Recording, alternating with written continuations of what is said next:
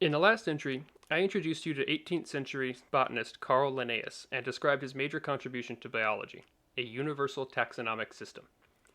Today, I want to take another look at taxonomy and discuss some of the flaws in this now dated and obsolete classification system, some of the solutions to these problems that have been proposed, and what it means for the bigger picture of life on Earth.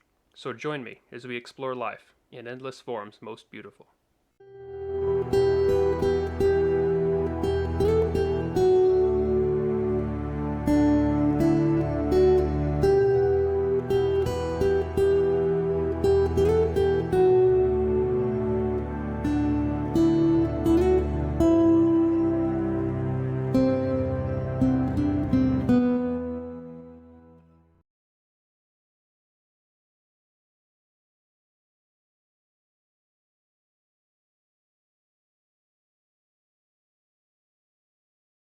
Carl Linnaeus was a Swedish botanist who is the author of one of the most versatile and universal systems of taxonomy. His greatest insight was noticing that all creatures fit into a larger pattern of nested fundamental similarities that become more general the broader you look and more specific the narrower your focus. He envisioned a hierarchical system of broadly similar groups gradually diverging into more specific and numerous divisions of organisms, which culminated with members of reproductively isolated breeding populations called species. This system of nested hierarchies inadvertently revealed the common ancestry of all life, and it was an important contributing factor to the discovery of evolution, which was just beginning to become a conversation in the scientific community at this time. The Linnaean system can be thought of as something like a low-resolution snapshot of the history of life. It worked to group extant organisms into familiar categories while providing some level of context into how they fit into the larger scheme of biological development. But for all its strengths, the Linnaean taxonomic system does suffer from a handful of flaws that could not have been predicted in his day. For what he had to work with, it was remarkable for the time. But we now recognize that it is no longer sufficient to contain and describe the vast array of organisms known today. So let's take a closer look at why that is. First, the Linnaean system assumes equal ranks for all lineages of organisms. This is because the system does not take the ancestry of life into account, being conceived by creationists who had not yet realized how life develops. For example, let's say we have two lineages of organisms to classify. We say we have lineage A and B, and we can say that lineage A has a three-level relationship, neatly culminating in family, genus, and species. Lineage B, on the other hand, has four levels of relationships near the end of its line. We can see that the greater diversity in lineage B means that there is more going on between the family and genus level than for A. And this is often the case when we compare many lineages. We find out that they are not symmetrical. Are these extra divisions at the family level or the genus level? The fact that we think to ask this question reveals the problem. Because of our previously defined ranks, we assume it must be one or the other. Put another way, we intuit that life must somehow fit itself into our ranked system rather than creating our system to take the branching and convoluted nature of life into account. It is important to note that these ranks are entirely arbitrary categories intended to provide a reference to make it easier to think about populations. This visual illustrates where the Linnaean system breaks down when there is rapid speciation, large levels of diversity in a lineage, or a lineage that has existed for a long time relative to another, and will therefore have a longer family history. Another problem this visual can illustrate is that it fails to accurately represent evolutionary history. In this example, we have forced the varying developments into the classic ranks for the sake of consistency. But how are we to know that the genera are not of equal rank? Nothing about this arrangement implies the relationship of one to the other.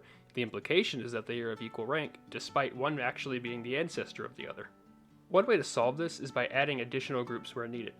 Since not all family trees are equal, this eventually causes the Linnaean system to break down into a confusing patchwork, with some groups requiring auxiliary categorizations right next to taxons that don't. The problem is, now that we allow as many categories as we need, we quickly run out of Linnaean names.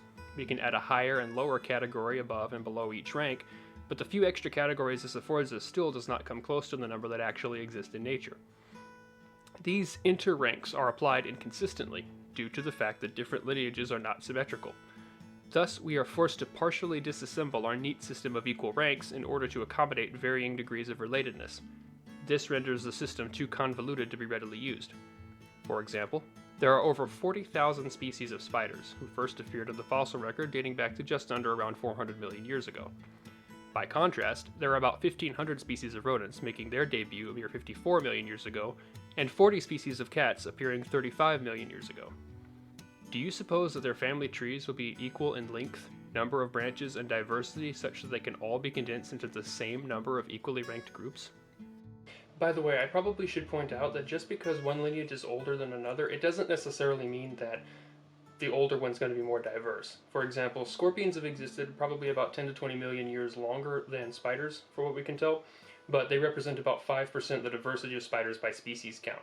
So even though this is going to be a general trend, it's not necessarily true that an older lineage is more diverse than a closely related younger lineage. The fact that not all lineages are symmetrical means that the whole idea of predetermined equal ranks is misguided from the beginning.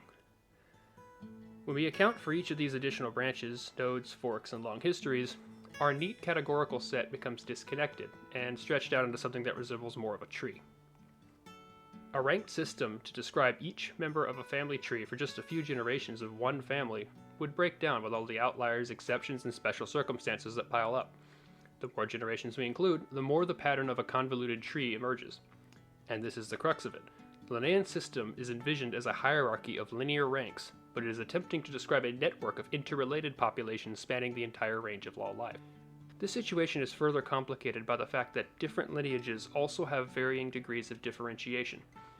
What this means is that while ancestral relationships are relatively straightforward for exclusively sexually reproductive organisms such as animals, the web can become very complex for plants or fungi or, heaven forbid, single-celled organisms where the concept of ancestry no longer really even applies. Many plants are able to hybridize between species and produce viable offspring such that their lineages mix and match much more easily than they do with animals.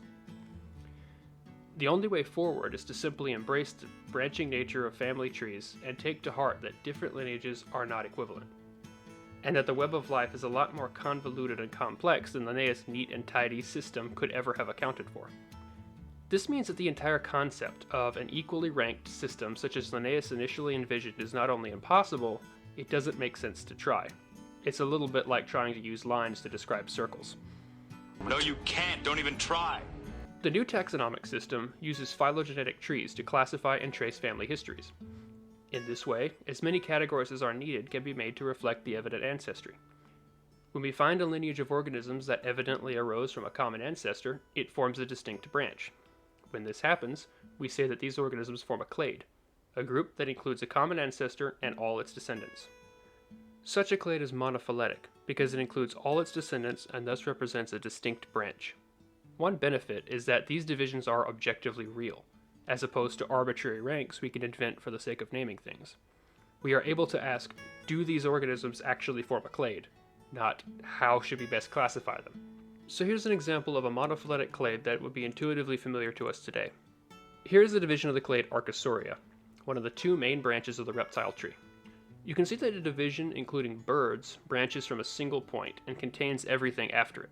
This means that birds form a clade, and for this reason, the clade retains the name of the Linnaean class Aves to denote all birds, also known as avian dinosaurs. You may hear a clade be referred to as unranked. This is a reference to the Linnaean system that may or may not be more familiar to readers and researchers. What it means is that the clade is not equivalent to any Linnaean rank, and it does not exist as a category in Linnaean taxonomy. You can also see from this cladogram that birds are a subset of the group making up the clade Dinosauria, which makes birds a subset of dinosaurs. So not all dinosaurs were birds, but all birds are dinosaurs.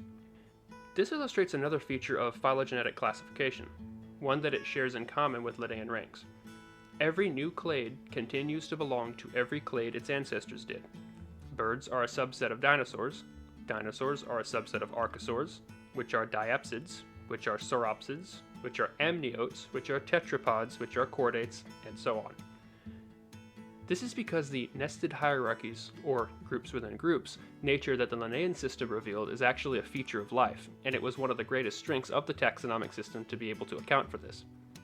One could say that Linnaeus' innovation was the grouping of groups, since he did not coin the terms genus or species, but he did have the idea to create and group higher level classifications in such a way so as to smoothly unite all animals into a common category. Another term this visual can illustrate is what is meant by a sister clade. You can see that crocodilians are not dinosaurs, but they are archosaurs, and thus we could say that crocodilians are a sister clade to dinosaurs. Technically, pterosaurs are not dinosaurs either, although they're not really shown on this diagram. Another advantage of using phylogenetic trees for classification that would not have been available during Linnaeus' day is the use of molecular analyses to determine ancestral relationships. This is the same kind of test used to determine family histories or identify the parents of a child, although it does become more difficult the more distantly related organisms are. Hence the name phylogenetics, phylogeny, that is evolutionary history, determined by genetics. One final shortcoming of the Linnaean ranks was that many of them were paraphyletic. This means that the grouping includes a common ancestor, but only some of its descendants. For example, you can see in this representation that a paraphyletic grouping arbitrarily excludes some of its descendants, but includes others. An example of a paraphyletic grouping would be the Linnaean class Reptilia. Although as a side note, Linnaeus actually originally lumped reptiles in with amphibians, which only further exaggerated this error, but that's a story for another time. You can see here that all of the diapsids are classified as reptiles, but when we get to birds, those descendants are suddenly excluded. This is completely arbitrary. And this is an example of why Reptilia is actually a paraphyletic grouping. This would not have been known in Linnaeus' day, since he and his colleagues only sought to classify extant species. This resulted in a view of life that had huge gaps or jumps in it. This is what I meant when I said that this early system was like a snapshot close-up of a part of a much larger tree. In this illustration, you can visualize the low resolution of the time. The unknown and extinct animals always linked the extant species back to the common ancestor of all animals, but this was a blind spot in Linnaeus' day. As our knowledge has increased, we are able to see the relationships between these groups with greater resolution. It turns out there was a lot of information in that blind spot. Also, as a side note, you could note that testudines, that is turtles and tortoises, are not included on this graph because their exact phylogenetic placement is still being actively researched. The more we learn, the more complete our knowledge in the history of life is, and the fewer gaps and jumps exist among the animal phyla. In the 18th century, we were zoomed in on only the most recent tips of what we now know are distinct branches. The closer we look, the more details there are between any given creatures and its route back to the common ancestor of all animals. This chart leaves out vast swaths of creatures, opting only to show the simplest representation of the relationships between these phyla. Not only are paraphyletic taxons completely arbitrary, they can actually be pretty misleading, causing us to rank descendant groups as equal to their ancestors. Linnaean taxonomy provides sort of a catalog-style system for filing different creatures into a database. But in order to understand the history of life and the evolutionary context of whatever organism you're looking at, you may need a different suite of information.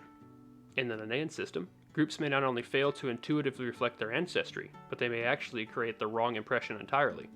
This requires you to bring background knowledge to the table in order to keep track of where you are while using the catalog. Technically, this causes the Linnaean system to become redundant in addition to being unwieldy. The use of monophyletic clades encodes evolutionary history into the classification scheme itself, such that learning taxonomy is learning phylogeny. To me, this solution has a mathematical elegance. It also makes learning either subject a lot easier. Those Linnaean ranks that did constitute a clade, like Mammalia and Aves, retain their name for the sake of simplicity. These familiar named clades can serve as something like a road marker or a mile marker to help navigate the vast world of biodiversity, since the number of clades is astronomical. This is one of the struggles of taxonomy. Biodiversity is so vast that practically infinite numbers of monophyletic clades exist, and are continually produced as populations continue to diverge from each other. Many of these clades are not named, and so it helps to start with a familiar landmark and then navigate towards the group we want to look at depending on how specific we wish to be. That being said, informal paraphyletic groups can still be useful for specific applications.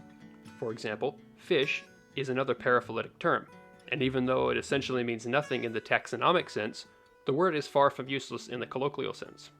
So hopefully this essay helps you to understand what a monophyletic clade is, where Linnaean taxonomy is a bit misguided, and why paraphyletic taxons can be misleading and problematic. I hope also that I have shown you a little bit about how evolutionary history and taxonomy are inseparably linked. As your understanding of one improves, so does the other. In the next video of this series, I'm going to go into a little more detail on the reptile family tree, look at some of the history surrounding it, and hopefully parse out that subject a little more. So I hope that you'll join me. Thank you so much for watching. If you'd like to see more content like this, please feel free to subscribe or check out the blog for the website that I built, and it's also down in the description as well. Thank you.